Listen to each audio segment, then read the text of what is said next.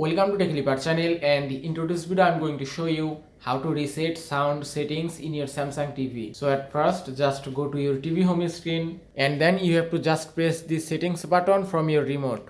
And at the bottom you can see settings option, then just select it and then press OK button from your remote. And at the bottom you can see all settings option, then just go to all settings. Now if you cannot find settings button in your remote, then you can look for menu button option. Both are same settings. From here scroll down and then go to sound option. After that scroll down again and then go to expert settings. And from here you have to scroll all the way down, and at the bottom you can see reset sound option. If you reset your sound option, then it will restore all sound settings to the factory default, and that's it. So just select it and then press OK button from your remote and then select reset option. After that just press OK button and it's done. You can see your sound setting has been reset successfully, and that is how you can reset sound setting in your Samsung TV. I hope this video was helpful. If it was, please give it a thumbs up and don't forget to subscribe.